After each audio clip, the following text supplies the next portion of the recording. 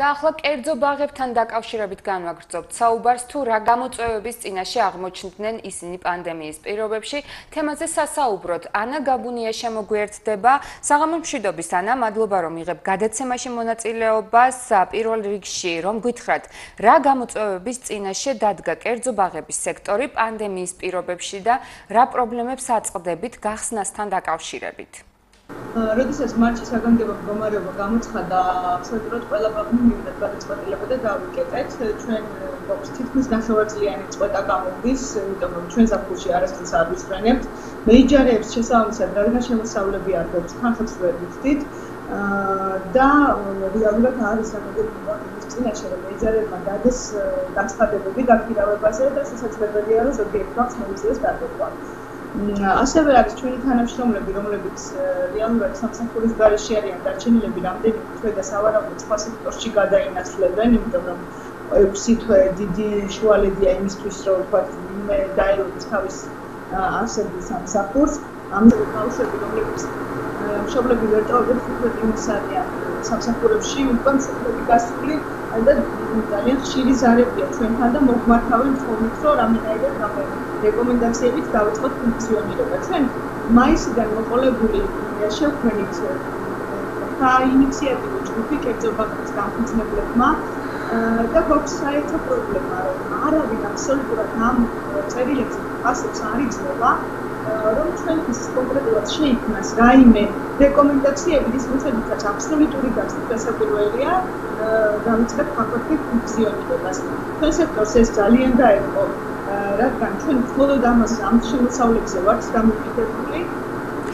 ხელისუფლების პასუხი რა არის იმ მოთხოვნებზე, რომელიც თქვენ გაქვთ მას შემდეგ, რაც მიმართეთ მათ არაერთხელ და გააპროტესტეთ კიდეც საჯაროდ? ძირითადად უპასუხოდ რჩებოდით ხოლმე, ძირითადად ჩვენი წერილებიც და ჩვენი მიმართვებიც რჩებოდა უპასუხოდ. ჩვენ არ ვართ საგანმანათლებლო სექტორი, ამას გამოვკვეთავ.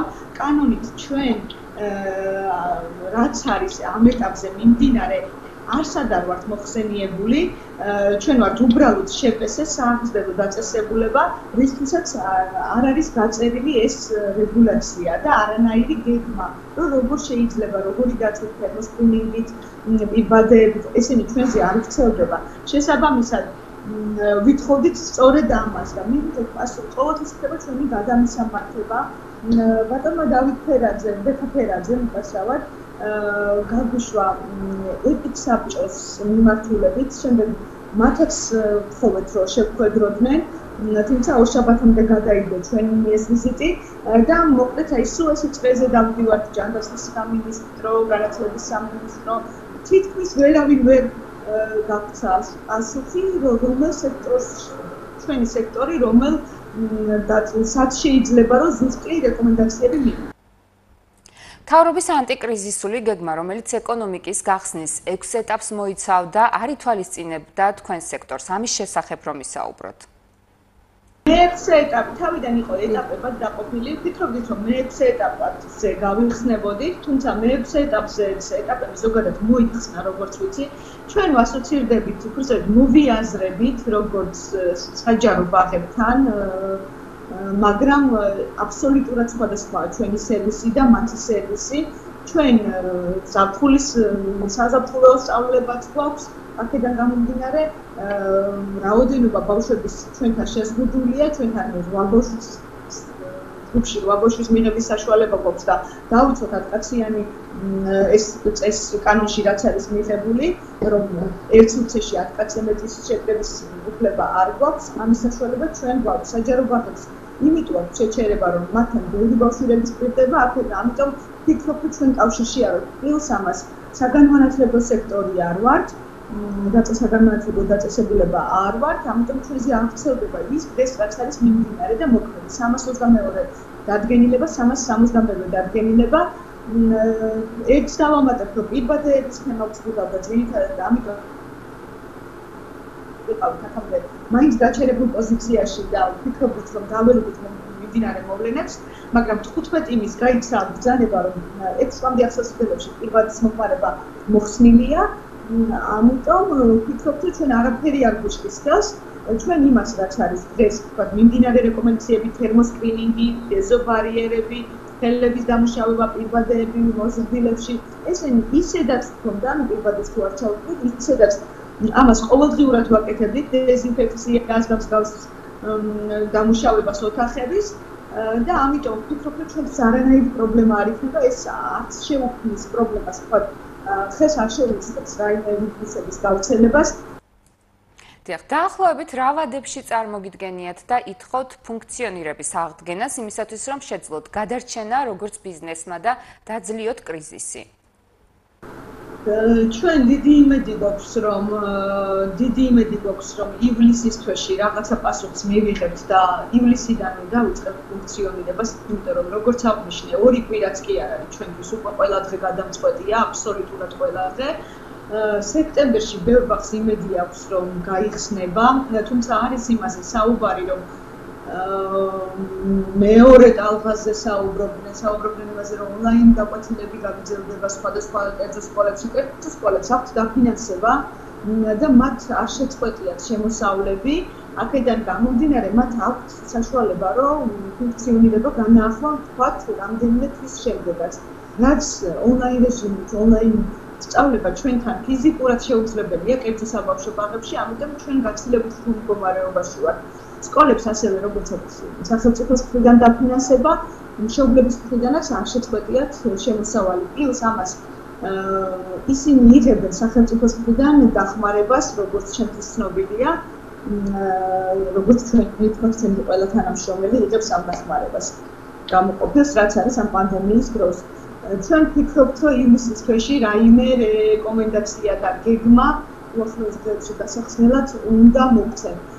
იყო საუბარი იმაზე, რომ უკვე გვიწევდა თვითმფრინავად ამის კეთება, იმდენად მიუხედავი ვიყავით ამ სფეროში ჩვენი სექტორი, ამიტომ ვფიქრობთ, რომ მივხედოთ მაშინ ჩვენ თავს და ჩვენ გადავწყვიტოთ მიმდინარე რეგულაციებით გავიხსნათ ბაღები და შევხედოთ რა მოყვება ამ ყველაფერს. მაგრამ რადგან ერთმა ადამიანმა მაინც კონტაქტზე შეძლო ჩვენთან გამოსვლა და ინტერვიუს ფორმით გვიპასუხა, რომ რამდენიმე დღეში ამას შეძლებს, ველოდებით მის პასუხს. სექტემბერს ეს რო გადაშორდეს ჩვენი გახსნის საკითხი, ვფიქრობ, რომ ამ ბიზნესს ზოგადად ქვეყანაში ძალიან დიდი პრობლემა ექნება უმრავლესობას მაინც. და მნიშვნელოვანია, იმიტომ რომ ჩვენთან 2500-ზე მეტი დასაქმებული თანამშრომელია, რაც მარტო ასოციაციაშია და არ გქონდა სახელმწიფოს ეს სურვილი ქონდეს, რომ ამდენი თანამშრომელი ქუჩაში დარჩეს, ამდენი სიწყალში ჩაგვეყაროს. ანა, მცირდება თუ არა მომართვიანობის ნაკადი ბაღებში ზაფხულის თვეებში და რამდენად ხელსაყრელია ეს თქვენთვის არსებული ვითარებიდან გამომდინარე? ზოგადად იკლებს ხოლმე ივლისიდან უკვე ნაკადი მცირდება, თუმცა ჩვენ ეს გახსნასთან დაკავშირებით, იმიტომ უფრო გვინდა, რომ შევინარჩუნოთ დინამიკა, რაც გულისხმობს ეს. მეიჯარებს მინიმალური გადასახადი მაინც, რა თქმა უნდა, სრულად ვერაფერს ვერ გადავიხდით, მაგრამ თქვათ შეძლების დაგვარად ისე გადავანაწილებთ, რომ თანამშრომლებსაც ნაწილობრივი გადახდა მაინც გავუკეთოთ, საარსებო მინიმუმი. ასევე მეიჯარეებსაც თუ არის თქვათ რაღაც კონკრეტულად $5,000 გადასახდელი, გადაუხადოთ $2,000. ანუ იმის გამიხედით, რამდენი ახსასრდელიც მოგვივა. ფიქრობთ კი არა, აუცილებლად ხდება ისე, რომ მცირდება, ნახევრდება ბავშვების რაოდენობა, იმიტომ რომ დასასვენებლად დაყოფილი ძირითად შემთხვევაში. მაგრამ ჩვენ ეს მჭირდება დინამიკისთვის, რომ შევინარჩუნოთ თანამშრომლები, შევინარჩუნოთ ფართები და რაღაცა სექტემბრამდე და შემდეგ თვეებამდე მივახწევინოთ ბაღებს. ზოგიერთი საბავშვო ბაღი ზაფხულში დაწყებაზე თავს იკავებს, რადგან აკავს რაღაც კონკრეტული რაოდენობა ბავშვების, მაგრამ რაოდენობაც არ უნდა იყოს, ფიქრობ დინამიკისთვის შევინარჩუნოთ დინამიკა ჩვენთვის უმნიშვნელოვანესია. თუმცა 6 ფილი არის წარმოდგენილები თბილისში, თბილისის მასშტაბით საბავშვო ბაღი ფემილი და ძალიან დიდი პასუხისმგებლობები მეიჯარეებთან, თანამშრომლებთან, საკმაოდ დიდი რიცხვია ჩვენი მშობლების და ასევე საბანკო ვალდებულებებით, რომლებიც შემოდგომიდან გაზრდილი საპროცენტო განაკვეთით მოგწევს, რომ გადავიხადოთ.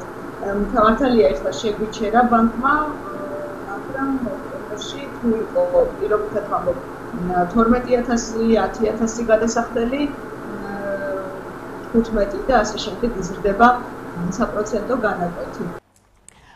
რა არის იმის მიზეზი, რის გამოც თვლით, რომ კერძო საბავშვო ბაღები უსაფრთხოების კუთხით უფრო შეძლებენ რეგულაციების დაცვას, ვიდრე საჯარო?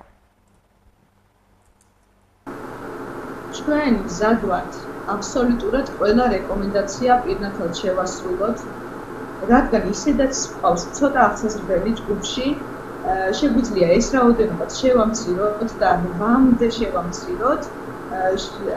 რეკომენდაციიდან გამომდინარე 10 კაცზე მეტის უფლება არ გვაქვს ერთ სივრცეში. ამას თავისუფლად შევასრულებთ რაღაც საგანგებო მდგომარეობა, სანამ გაგრძელდება ეს პერიოდი. პირვადეები მოზრდილებში, ანუ ძიძამაყრდელები გამოიყენებენ პირვადეს, დეზობარიერები ისედაც თქონდა და დღეს გასაკვირველია უფრო გამკაცრებულად დავაკვირდებით ამ მიმართულებას. ფერმის კლინიკი, რომელიც დილასაღამოს ვაწარმოებთ აგრეთვიანობას ამის და თუ რაიმე კიდევ გაწერილი იქნება, რაც შესაძლებელი იქნება, ჩვენთვის ეს ამისთვის ვართ აბსოლუტურად მზად. მადლობა ანა, დაგემშვიდობები.